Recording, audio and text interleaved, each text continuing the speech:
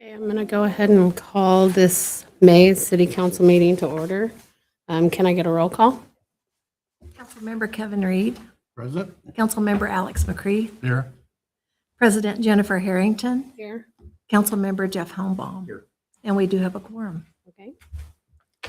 I will go ahead and do Pledge of Allegiance and moment of silence. With allegiance to the flag of the United States of America and to the republic for which it stands, one nation, under God, indivisible, with liberty and justice for all.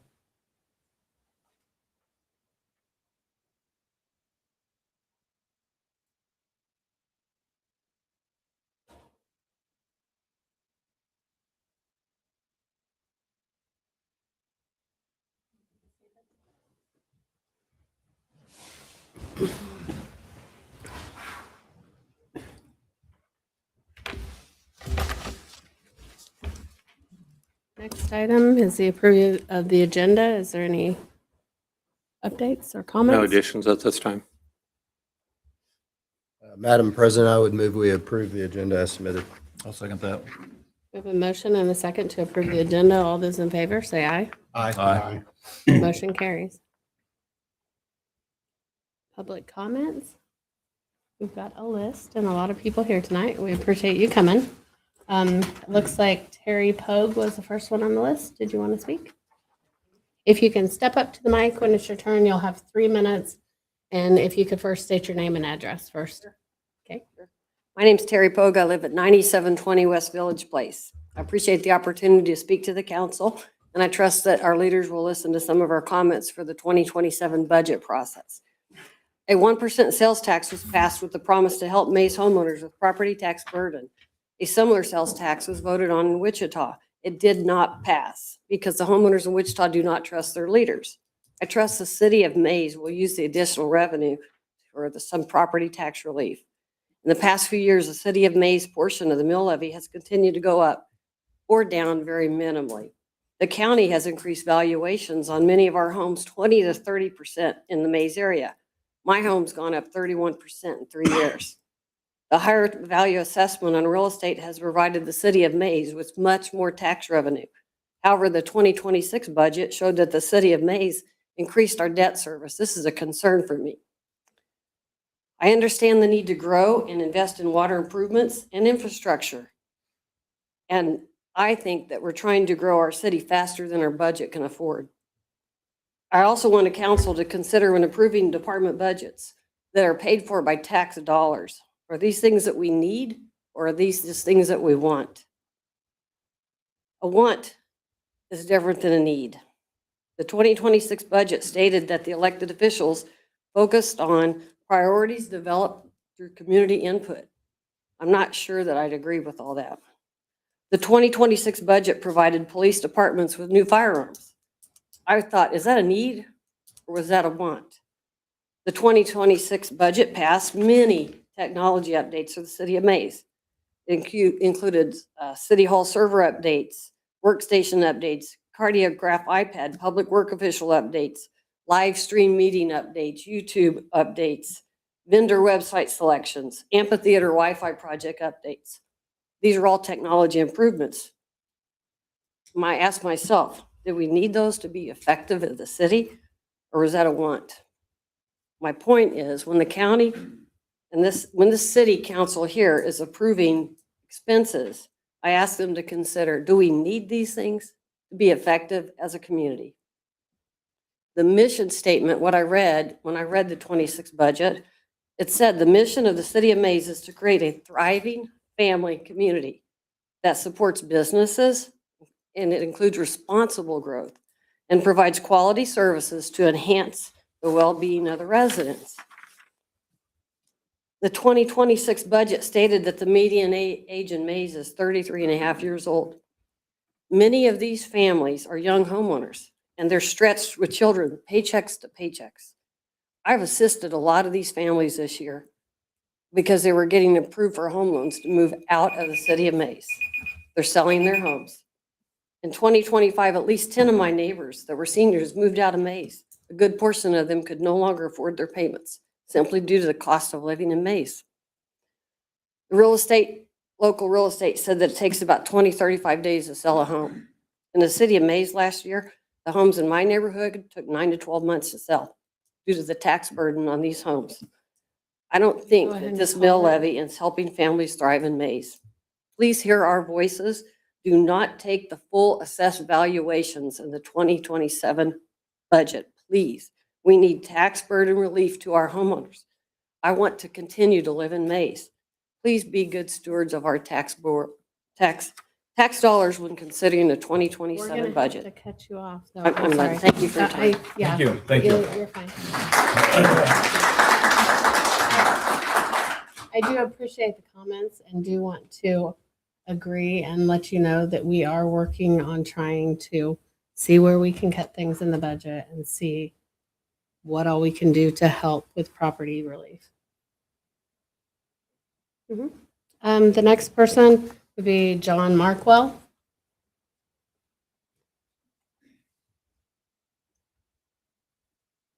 Good evening. I don't know if you're supposed to be nervous, but I'm nervous. Don't be nervous. My name is John Markwell. My wife and I live at 9737 West Village Place in Watercress Villages. I'm on the HOA board. We're a great 80-home community of patio homes. All these people are just wonderful citizens, and we're proud to be part of Maize.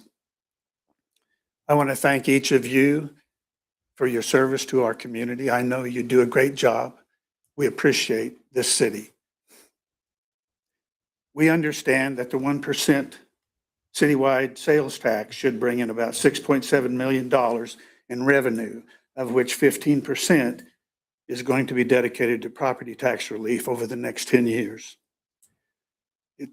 After I calculated this, and this could be wrong, it appears to be that about $35 to $50 would go to per household for a tax reduction over each year over the next 10 years. So that's not a lot. Also, 2 of the 4 school bonds were paid off in 2025, which should allow some tax relief if they're not replaced with new bonds. Our homes received a tax rebate for the first 8 years of ownership. However, that ended last year and our taxes went up significantly. At the end of last year, Watercress Villages had 5 homes that were for sale and had been for sale for a while. We'd never had more than 2 before. And when we talked to the people, 3 or 4 of those indicated that it was because of the high property taxes and they were moving out of Maize. If high property taxes are causing residents of Maize to move to another community, then isn't high taxes defeating its purpose? We're sure that you understand the need for lower property tax rates, so we encourage you to look at property tax relief exemptions for seniors, property tax rebates or tax credits for seniors, property tax freezes, or just overall tax relief for the city of Maize. This needs to be done this year. I think people in Wichita and Maize are at a limit of what they can afford and what they feel their taxes are justified. So we appreciate what you do, and thank you very much. That's all I have. Oh, I have some documents I'd like to leave. Is that okay to leave? Sure.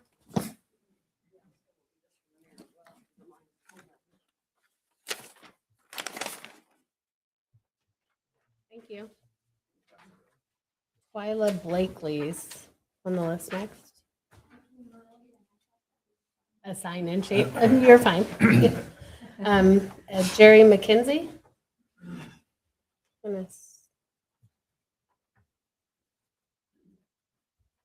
Jerry McKenzie, 9721 West Village Place. Thank you. See a theme? Yes. The retirement community. I'm going to reiterate or won't reiterate some of the comments that have already been made. And I'm sure that you guys understand the significance of sales tax relief going to property tax. 15% of the approximately $670,000 only equates to about $105,000. I don't know what the total tax base is in the city, but I doubt if that's a very large percentage. So in my personal opinion, I've worked with governments. I've been a consultant with governments throughout my career. People don't take the time to understand what their taxes are. And I understand that the property tax bill we get from Sedgwick County includes a variety of taxing jurisdictions. And I know you guys don't have control over those. What I would like to do, if you watch late night TV, you probably have heard this commercial from an attorney firm, law firm, where this gentleman says, I implore you, I beseech you, I compel you to please look at mill tax rates and do the best you can with the budget. People have said that we trust you. We do trust you. I was born and raised in Maize. I have seen the growth in this community. It's amazing. And I think you guys have done a good job, the best you can, of keeping up with that. But I do think we're at that limit, as has been stated before. There's not much more that people can do, especially if you're on fixed income, to try to make those ends meet. So moving is not an option in my mind. I love Maize. Went to the state basketball tournament, but anyway, so I would have said the same things that a lot of people have already said. I know you guys have heard those before, but there's a lot of things within the line items of the budget, and I know you don't work with that on a daily basis. Put pressure on your department heads to really keep that in mind, because there are limits to how much we can afford with taxes. Thank you. Thank you.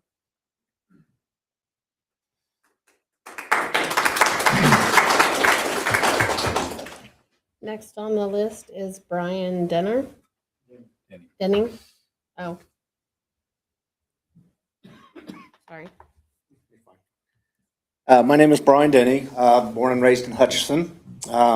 Worked most of my career here in Wichita, so I commuted. About 3 years ago, we moved here. We live over in the villages of Watercrest. These are my neighbors. What a great community that this place has become. But I have noticed in the last 3 years that we've lived here that, once again, taxes is the first thing that comes up at all the community events, hanging out at the pool, just walking around the neighborhood. I've seen my assessment go up twice just in the last 3 years. I live at 9621 West Village Place here in Maize, Kansas.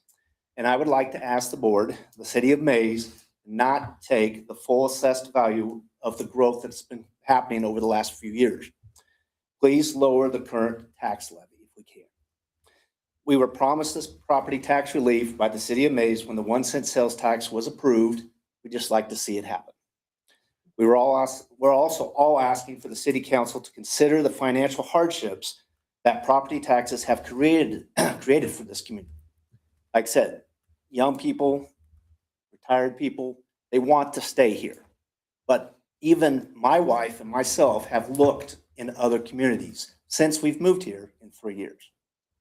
It's just the way it is. At this point, we can afford it, but at some point I am going to retire and I'm going to be on a fixed income. So if we don't create and solve the problem now, where are we going to be 10 years from now, 20 years from now? That's all I have to say. Thank you for your time. I appreciate it.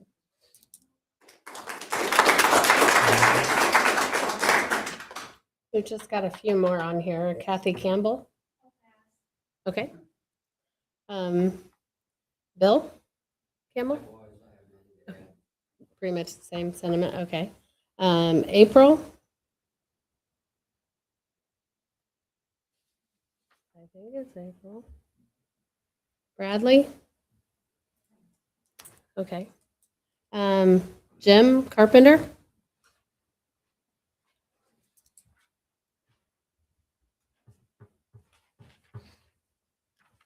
First of all, thank you for the opportunity to speak to you tonight. Me and my wife moved here over in the village 9 years ago. We lived here for 9 years, and we thought we'd scoped everything out pretty well. And I did until my accountant called me one day and wanted to know if these taxes are for real. And I hate to admit it, I guess I did look at them. And I said, yeah, unfortunately they are. So we just kind of went along with the flow. And there's been a lot of people in our village move out, especially single, older people that can no longer afford taxes. They don't need all that stuff. And unfortunately, right to me, right now, it's come to the time one of us moving.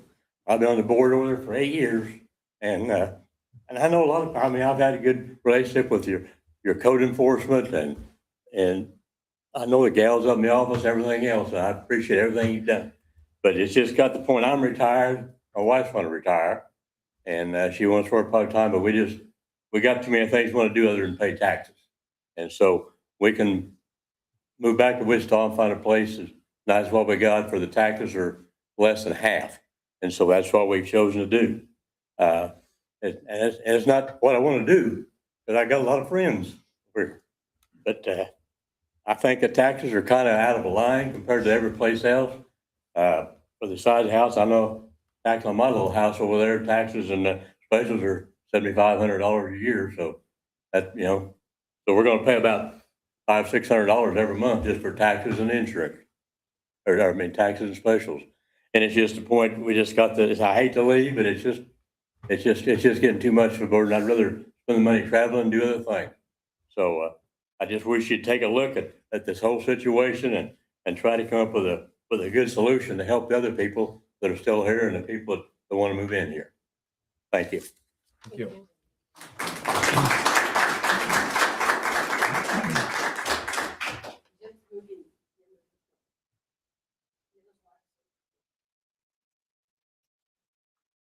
The last name on the list is Bill.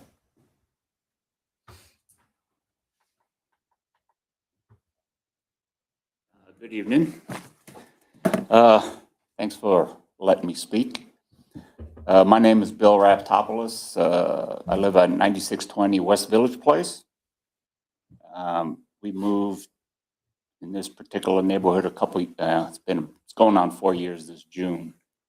And since we moved in, I knew the taxes were high when we moved in. Both my wife and I moved back to the States back in '94, and we've lived here ever since. Both our boys went to Maize, graduated, went to WSU, and now they're gone. We had a bigger house that I was paying a whole lot less tax in Maize than what I pay here in this one. And basically, I don't mind paying taxes. I like nice roads. I like when I call 911, the cops are there right away. And I'm good with that. But I was looking at my tax statement and I was like, there's a lot of USD 266, and that accounts for a good over half of my tax burden. Again, I feel like I'm being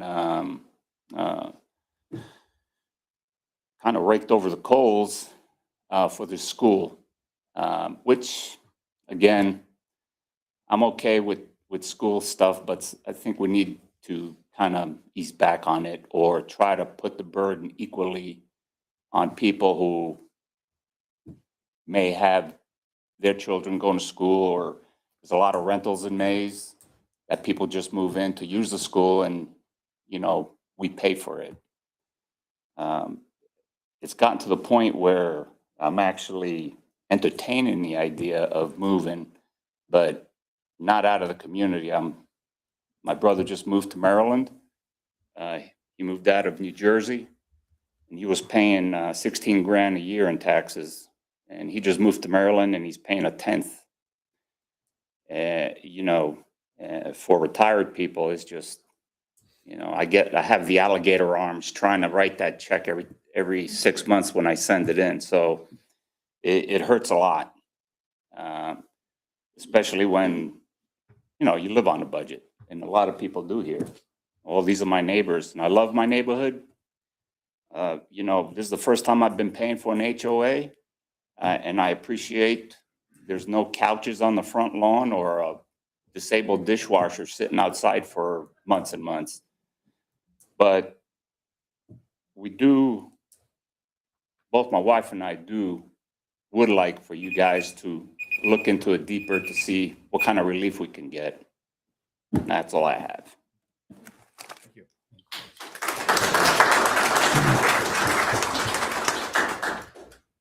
That was the last person that was on the list to speak. I'll go ahead and see if council would like to say anything to the group. Oh, I would say a few words. I'm pushing that upper end of going to be retired here one of these years in the near future. So obviously I look at that same scenario.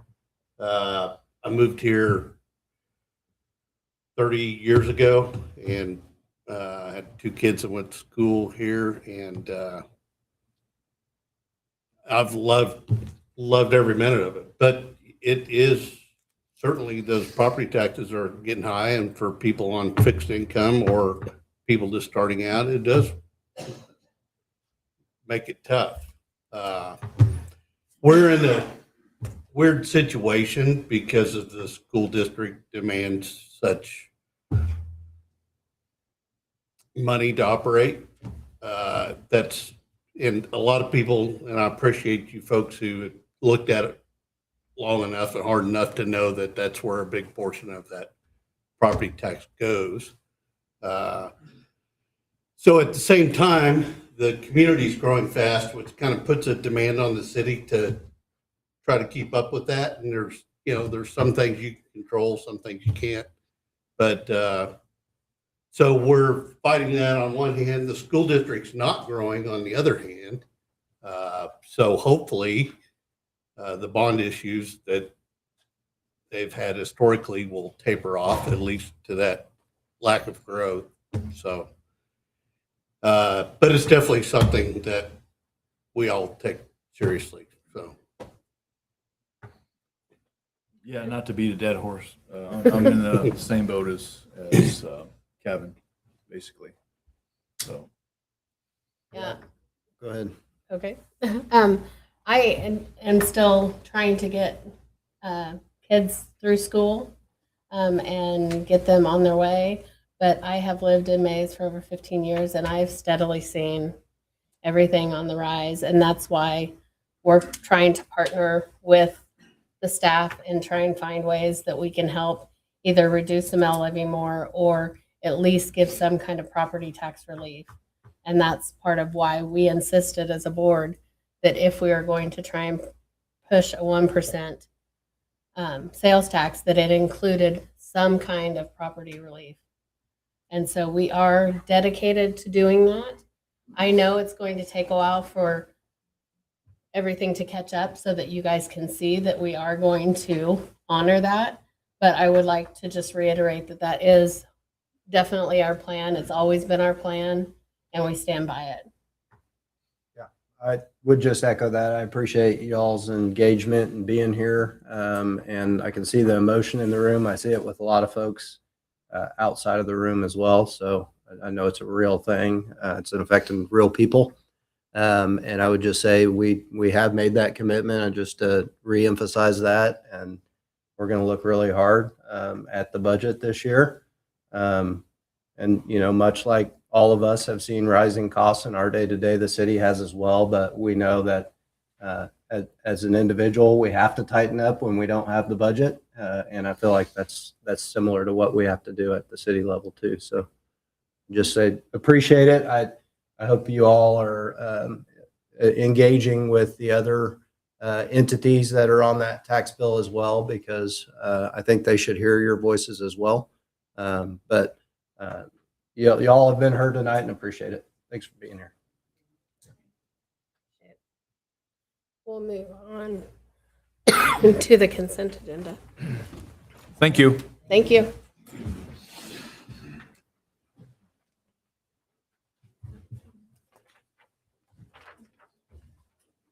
Is there any questions or comments? Hey, Brian. That's my go-to. Because I'm all right. Next time. Of course.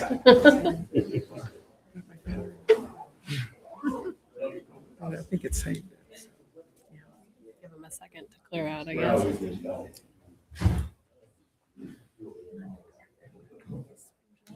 Thank you. Thank you. Yes. There you go. Next item is the consent agenda. Did you guys have any questions or comments? I would move to approve the consent agenda. We have a motion and a second to approve the consent agenda as presented. All those in favor, say aye. Aye. Motion carries. Moves us on to new business. 2026 Inclusive Playground Edition.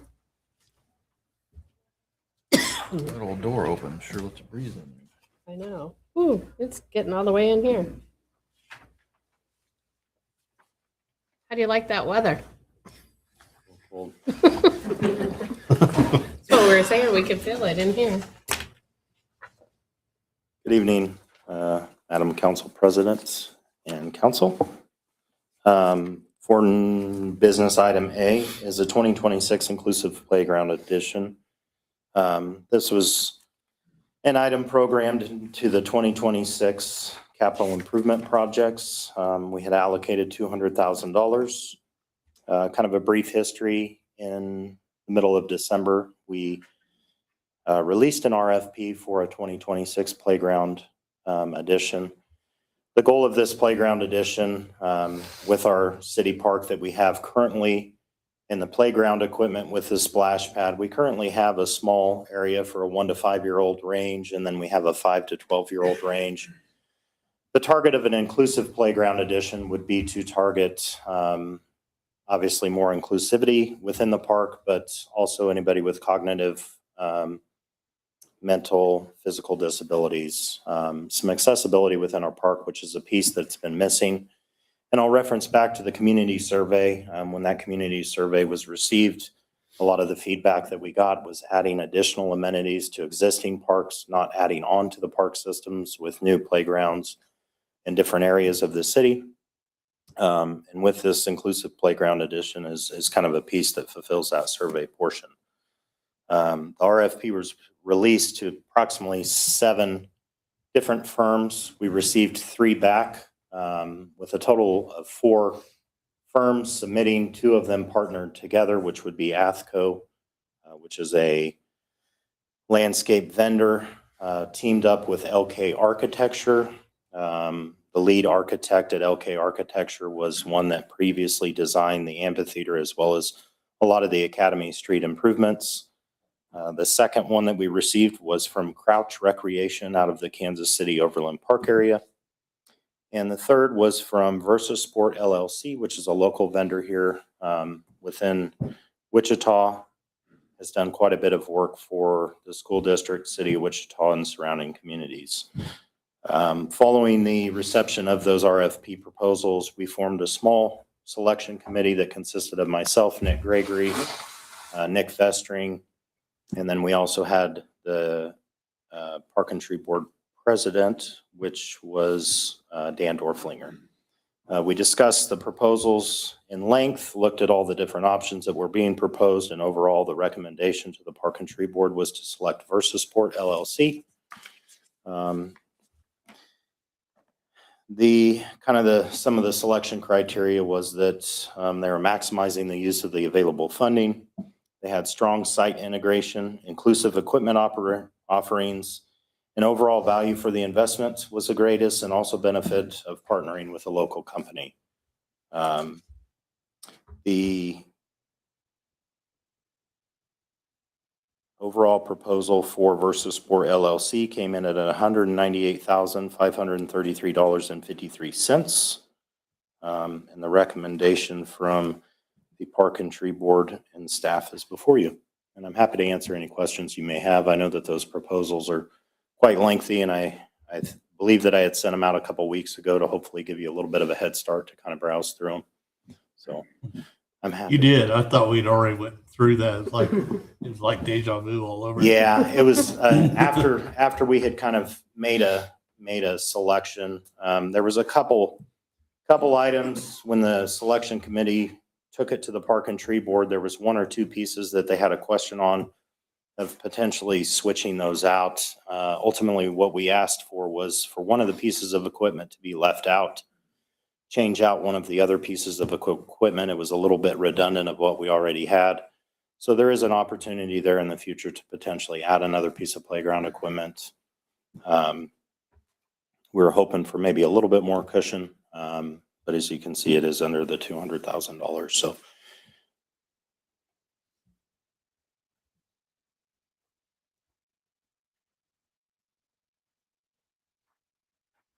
Anybody else have any questions or comments? So you said that this is about the from 1 to 5 range on the years? for the this kids? is actually, it really covers anywhere from a 1 to 12 1 to year 12? range. Yeah, so there's a little bit of everything in their proposal. So they've got a larger play structure, which is kind of, is accessible, has a couple different elements in there for some cognitive or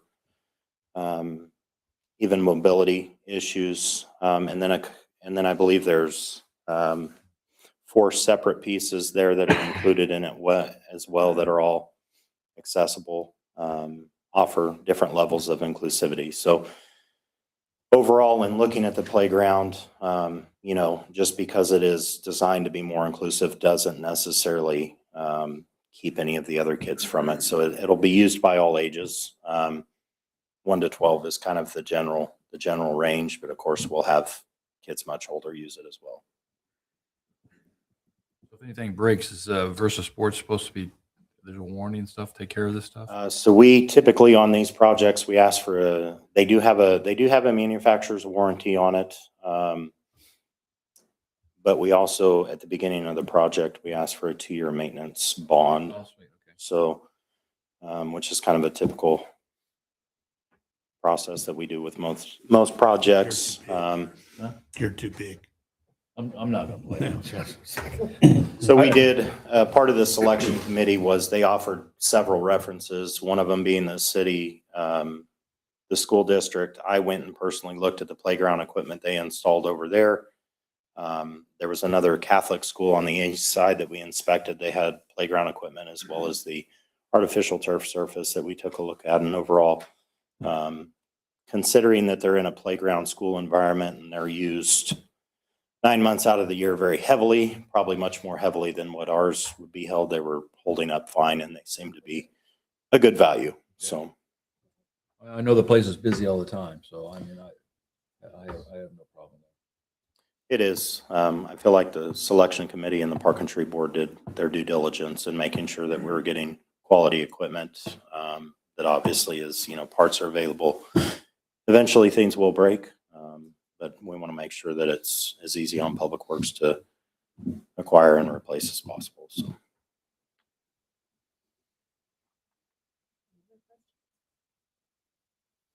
I would entertain a motion.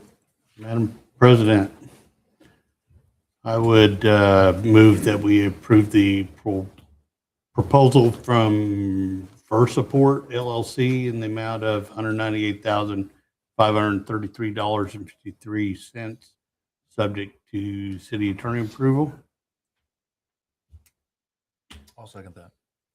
I have a motion and a second to approve the proposal from Versaport LLC in the amount of $198,533.53, subject to the city attorney approval. All those in favor say aye. Aye. Aye. Motion carries. Thank you. Ross. Addis Woods paving bids. Good evening. Got some more neighborhood work to do. So we received the paving bids for Addis Woods, which is over at 45th and Tyler. They were received on February 26th. Conspec Inc. was the low bidder at $618,117.60 for the paving improvements. The engineer's estimate was at $746,804. And the bid tabulation is in your packet. Addiswood Street paving improvements are included in the 2026 project funding plan. The city attorney has approved the agreement as to form. And I'm looking for recommendation to approve so that the contractor can move forward. And there is a copy of the final plat in your packet as well if you're wanting to kind of look at what it all includes. Since the mayor's not here tonight, I'll throw in his typical question to you. This is to be paid for by specials, You correct? know, I failed to bring that out voluntarily. Yes, this is all specials backed debt, so I knew we what you won't meant be to paying say. for this with general fund dollars. Good job, Joe.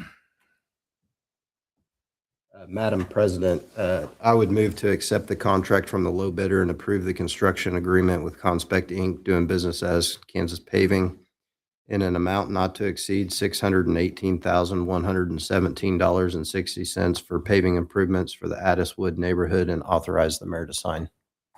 I have a motion and a second to accept the contract from the low bidder and approve the construction agreement with Conspect Inc. doing business as Kansas Paving in the amount not to exceed $618,117.60 for paving for Addiswood's neighborhood and authorize the mayor to sign. All those in favor, say aye. Aye. Motion carries. Moves us on to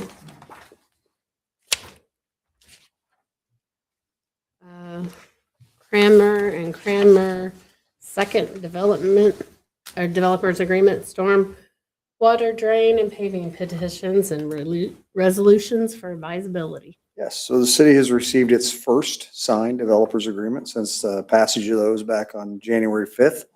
And valid amending petitions from Kickin Development and Perfection Signature Properties. The original petitions for this were submitted clear back in August of 2023. The developer has replatted a portion of that development, increasing lot sizes. The changed areas are now known as Cranner Second. So it's not a new second phase of development. They've redeveloped part of what they planned. The amending petitions are for the same amount as the originals and cover the stormwater drain and paving improvements, so there was no adjustment to the financials. The development agreement is the first one we've accepted by the city since that agreement became a requirement. The amending petitions are in the amounts of $3,253,000 for stormwater drain and $1,364 for paving. The improvement areas are highlighted on the planned benefit area maps that are attached in each of the packets behind the petitions. The probable total cost for improvements is $4,617,000. These improvements were previously temporary financed as part of the original project scope. These are specials backed against the properties benefiting from the improvements.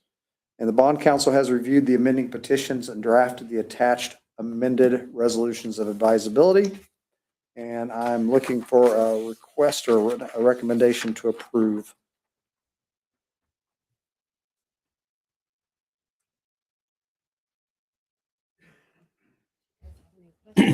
No. Madam President, I would like to move to accept the developers agreement for Cranner and Cranner's second edition to authorize the mayor to sign. Number two, accept the amending petitions for Cranner and Cranner's second edition stormwater drain and paving improvements in the total amount of $4,617,000. Number three, adopt the amended resolutions of advisability for Cranner and Cranner second edition stormwater drain and paving improvements and authorize the mayor to sign. I'll second that. We have a motion and a second to accept the developers agreement for Cranmer and Cranmer second edition and authorize the mayor to sign, accepting the amended petitions for Cranmer and Cranmer second edition stormwater drain and paving improvements in a total amount of $4,617,000 and adopt the amended resolutions of advisability for Cranmer and Cranmer second edition stormwater drain and paving improvements and authorize the mayor to sign. All those in favor, say aye. Aye. Motion carries. Thank you. Moves us on to reports.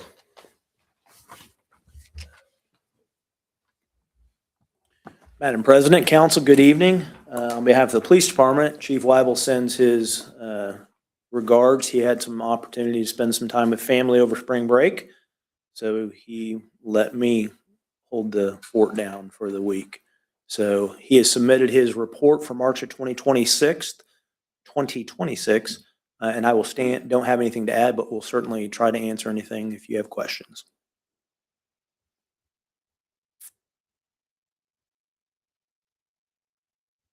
Everything work all right for the last couple days and all the cold weather? Abrupt cold weather? It's just other than being cold, yes, Okay. thankfully. Everything started okay. All right. Yep, sure have. We're ready for the 90-degree weather at the end of this. Right. Oh, did I say that? No, we're not. Yeah, I have no questions. I appreciate everything. Thank you. Moving on to Public Works.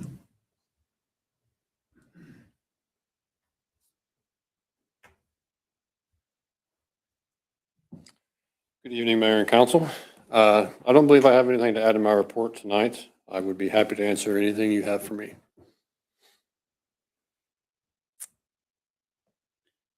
One question. I thought you said we were gonna skip street maintenance this year. We're not gonna skip street maintenance altogether this year. Okay. Our plan is to not use everything we budgeted like we typically do. We plan to save maybe $150,000 or so and bank it into the CIP for next year, or 150 out of, 450-ish. okay. And we're in the process of doing our pavement evaluation, and they're getting ready to kick that part off. So that's going to give us a better idea of where our resources are best spent into the future. I bet you have a pretty good idea where that needs to be, though.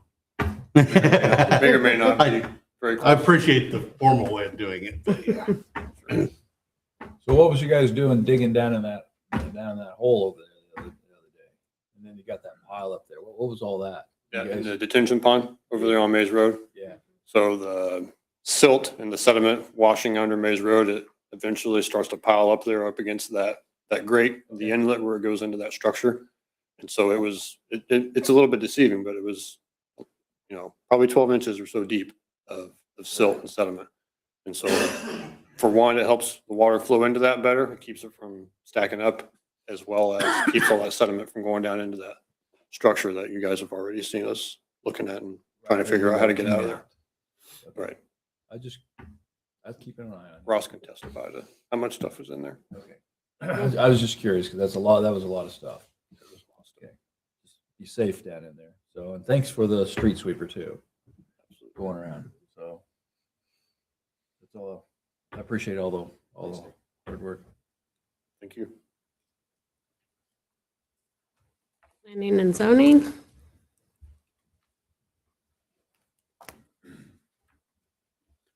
Good evening, Madam President, council members. I have nothing at this time to add to my report, but I'll stand for any questions you may have.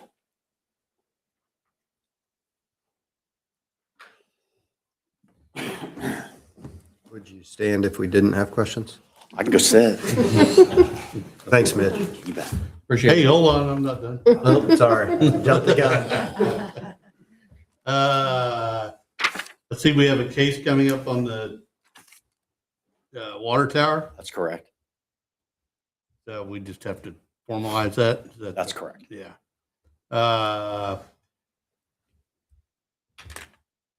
One thing I was been meaning to ask about, at one point, we kind of set a priority to look over the code that mainly the high profile code around Maize Road, and to make sure that we know exactly where we're at with everything. And kind of even to do in advance of the multi-studio combined, because thinking, in my mind, thinking we had some issues out there that we didn't want to get caught up in, and we didn't want to wait for that to come out. Or is that in your purview, or? I've worked directly with Joe and Nick on that. Yes, that's Okay. correct. All right. So within our priorities are the setting the future land use piece. So for me, that's the most important piece of that has to happen. What about, yeah, well, right, evaluating our current, for example, that case we ran into last week where we didn't really even know what zoning was on it. Well, and some of the things that happened in the past, whether things were recorded correctly or Exactly. those are issues that were, I know Mitch spent quite a bit of time trying to go back to make sure we had most of the things done, and sometimes you miss things. Those Yeah, should have been corrected quite some time ago, and Yeah. Forgive me if I was implying. we'll continue to look at those, and, unfortunately, if we've got to correct things, we'll do our best to do that. If we need to go back out and review some of those ordinances and actions that were taken, we'll continue to do that to make sure we have the right thing. And when we get requests, we'll try to do a little bit deeper dive into that to make sure. Yeah, and if there's things we need to get changed before we get a request, that way we're not behind the eight ball. Yep. You know, I could give far out scenarios. Sure. I think you understand what I'm saying. So.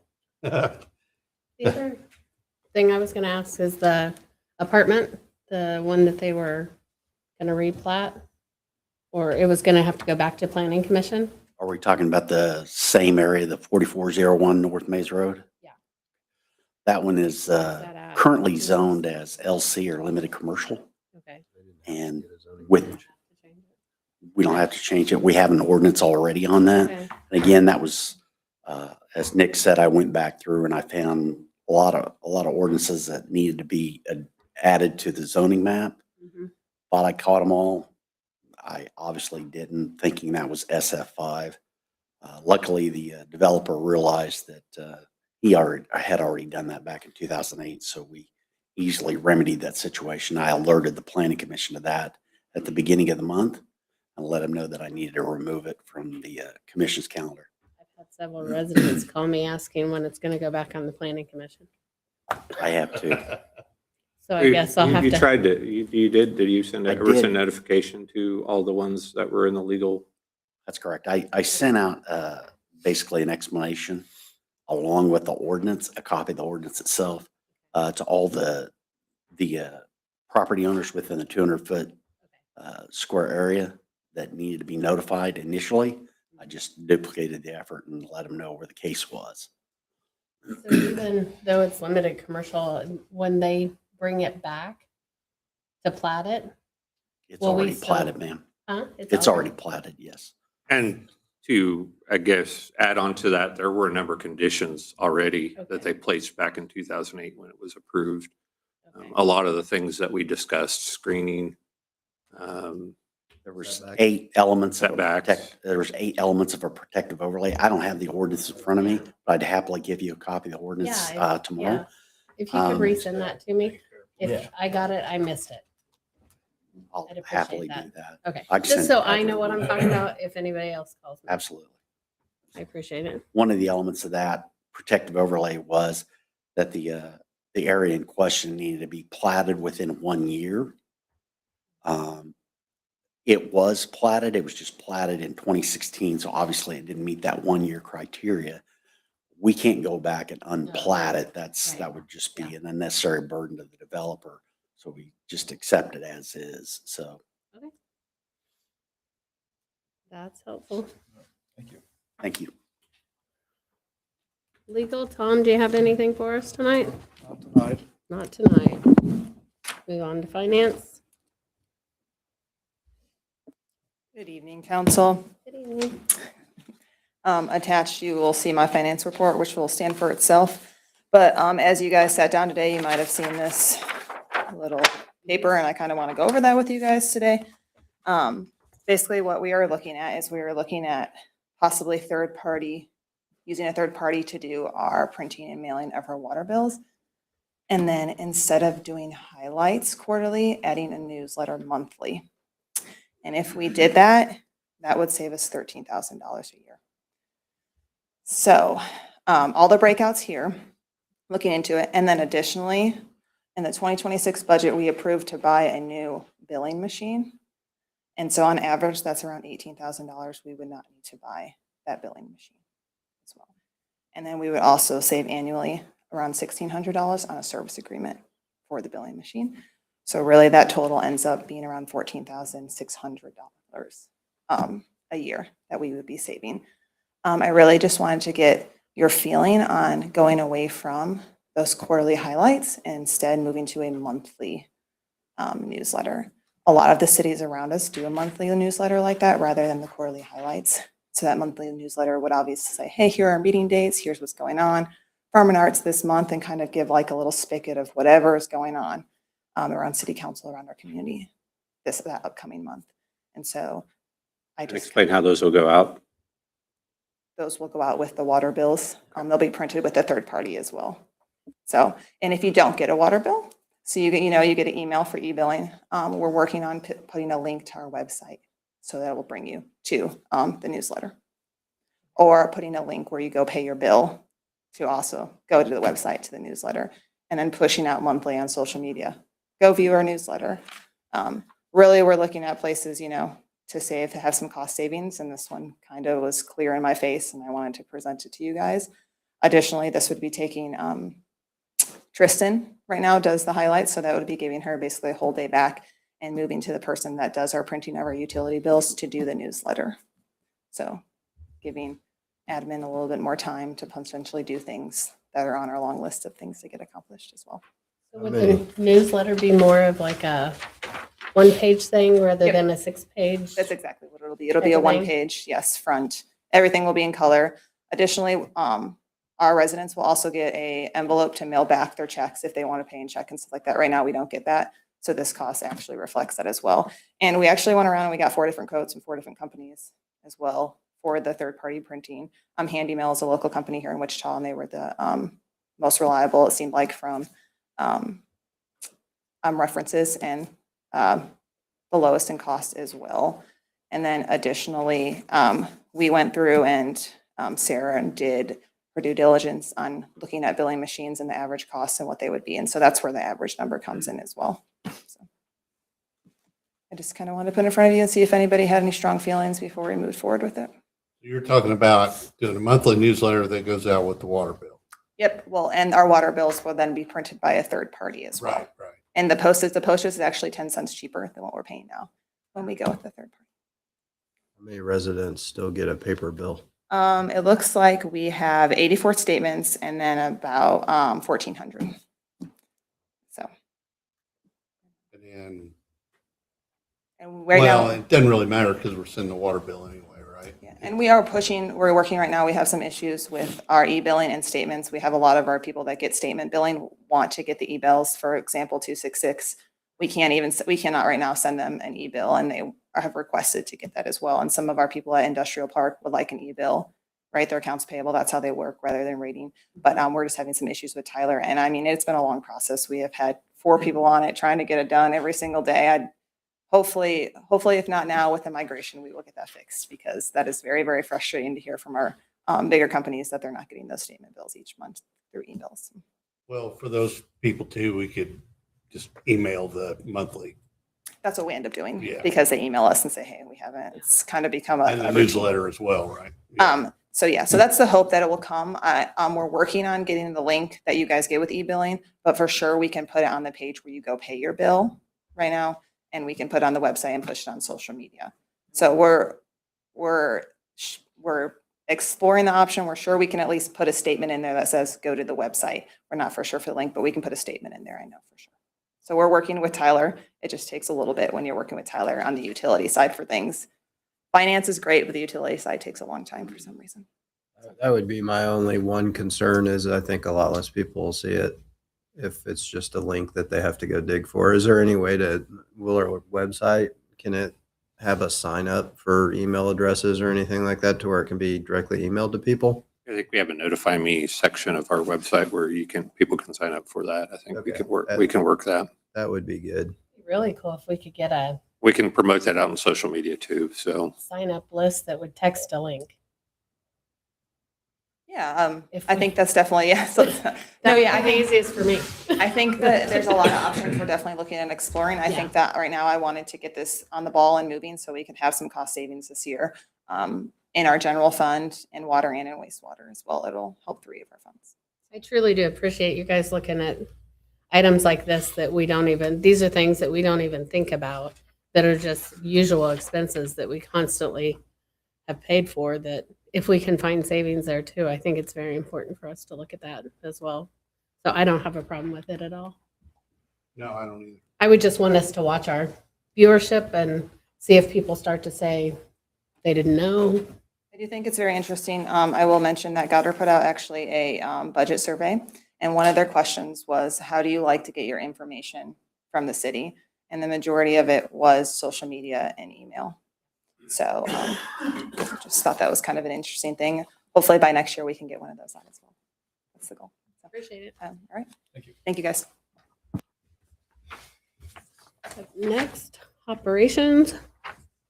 Okay, great. I'll give you just a fairly brief update. I will say, in light of some of the discussions and comments you got from public input, we are in the heart of starting to work on the budget, and we've actually sat down and we're very cognizant of some of the concerns that were brought up today. And that's a goal that we have to try to take that in consideration as we build the budget and we submit a budget to you. There'll be, I think you'll see as you go through the budget process this time, you'll see more transparency than you've even seen in the past 2 years. We've tried to continue to improve that every year to be able to let you as a council understand what we're recommending based upon what's been done in previous past years. So I think you'll see that more so as we present the budget again to you this year again. Definitely we'll take those things like as we've got 1 month's collection of sales tax. I don't have the numbers right in front of me today, but our first one was a little bit slower than we thought, but it's partially because some of those businesses pay quarterly and this wasn't the quarterly one that was due. So it'll be a little bit more telling as we go into the next 2 to 3 months to see where that's at. But understanding, beyond even what 15% of the sales tax will generate, those are things we're going to have to take a really hard look at. And as we bring it before you, hopefully you'll be able to see what we're proposing and hopefully understand that we're trying to address the same concerns you heard today. I will say we continue to work. They've officially formed a Northwest Expressway working group, and that has created a formal association, much the same as we have the 254 corridor group, K96 corridor group. They formalized some of their efforts, and they're also looking, as I kind of mentioned, I think last time, doing an economic study. That will be a huge piece if the Northwest Expressway ends up happening, because what that'll allow is I think it'll improve our opportunities for commercial development in Maize. And it makes some of these pad sites that have been tough sells. I think it definitely improves that if we can at least get some good headway on this. This isn't something that's going to happen in the next 5, maybe not next 10 years. But we've got to start working on this if it's going to happen. And we really need KDOT, as they do their MIS study, to tell us whether they're going to continue to move forward with that. Because if not, we need to look to see what we do with that property that's been acquired, the 40% of the property along that area. So we definitely look at that as a plus, because if we can add more commercial properties, that provides more property relief for our residents and those on fixed incomes, especially if we can continue to build on that. So that continues to be a priority for us to build our commercial business here in Maize to provide that relief. Just hit on a couple things. Since this time, we did attend a REAP presentation on data centers. Joe, and I was gone on Friday, but Joe and Pat attended that piece. That's obviously a hot topic of discussion. There's potentially a good location where you might put data centers. I don't know if it's in Maize, but obviously, as you look at those things and you look at the value that those bring, you've got to weigh all those things like environmental impact, impact on neighbors and things of that nature. So, but the reality of it is some of these are almost billion-dollar data centers that can bring up quite a bit of tax base. So whether it's a good fit here or not, we don't know at this point. We've not been approached, so it's not necessarily relevant to us, but we want to be informed and know the most we can as whether it's us or other communities, are able to kind of weigh the impact that something like that has. We also know there's a number of things like water usage and things of that we have to weigh. And so this is just getting a little bit more informed about this. I kind of recognized Sue last time, and this will be Sue's very last meeting. And but I'd be remiss if I didn't introduce Martha Pennington, who is going to be our new city clerk, and she comes with a wealth of experience from Wellington. Yes, For how many years? 7 years. 7 years, and she's actually gone through a lot of the clerk certifications, and so we're losing a great asset, but I think we're gaining a tremendous asset that's got a lot of great experience that's going to be a valuable member of the team going forward. And we're lucky enough to have some overlap and have Sue show her kind of the ropes here in Maize. And so we're excited to have her aboard. Welcome. And then just a couple other, you might notice if you look through the community events, a couple new ones are added. We have our community concert series. We're trying to push a lot of these back because of the amphitheater shade structure project. That's going to be pushing real close to some of our first events. And so, but you'll see that we added the June 21st and the August 14th summer concert series piece. We are in the process of talked with a little bit with Tristan, and we'd like to do some sponsorships for that and try to raise some of the funds that way. So you have an opportunity for businesses to support that, and less money we have to put towards that as well. So I will point out, if you look at our building permits for 2026, you'll see we had a big jump from last time. We're sitting at 46 single family, 4 duplexes, and 1 commercial permit that we've issued.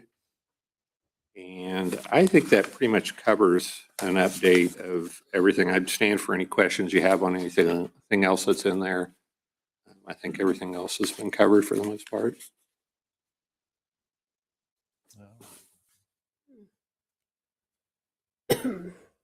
We can move on to council reports then. I'd also, if you have any questions on the code enforcement monthly report too, you'll see that there are a number of cases that have gone before the judge. We had a good conversation with the judge about code enforcement and making sure we go forward with that. One of the things at the retreat that we're going to talk to you guys about is what level of enforcement you want to see us going forward. And that's going to be an important discussion as we go forward.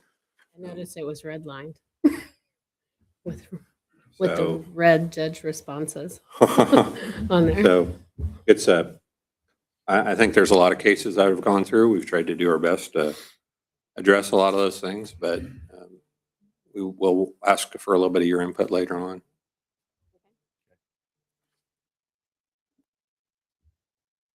Kevin, do you want to go first? Sure. I think I brought up the questions or concerns I had previously, so I think that's all for me. Okay. I don't have anything. Nothing? No. Jeff? No, nothing for me. And I don't really have anything else. I guess we could then move on to executive session then, I guess. All right, Madam President, I move that the governing body recess to an executive session to discuss the financial affairs and trade secrets of a limited liability company concerning financial incentives to remodel and retain in Maize an existing business pursuant to statutory justification listed as KSA 75-4319B4. The open meeting will resume in this room at, what do you want, 7:35? 7:35? I have a motion. Do I have a second? Second. We have a motion and a second to move the governing body to recess into an executive session to discuss the financial affairs and trade secrets of a limited liability company concerning financial incentives to remodel and retain in Maize an existing business pursuant to statutory justification listed in KSA 75-4919B4. The open meeting will resume in this room at 7:35. All those in favor, say aye. Aye. Motion carries. Thank you, everybody. Stay warm.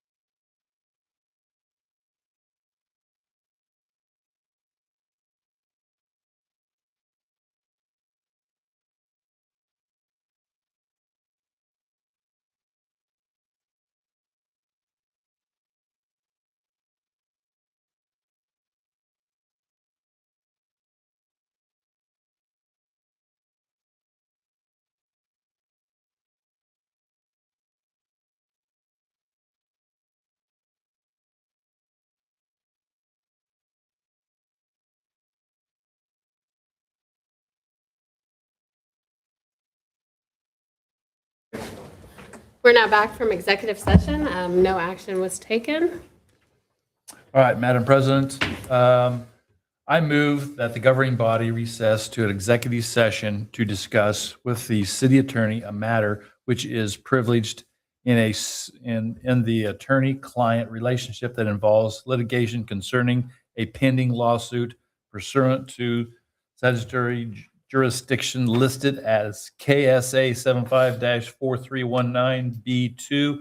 The open meeting will resume in this room at, so what do you guys want? 43. 7:43? Give me a minute to. Okay, we've had a motion that the governing body recess into an executive session to discuss with the city attorney a matter that is privileged in the client-attorney relationship that involves litigation concerning a pending lawsuit pursuant to statutory justification, KSA 79-43-19B2. The open meeting will resume in this room at 7:43. Do I have a second? Second. We have a motion and a second. All those in favor say aye. Aye. Aye. Come on.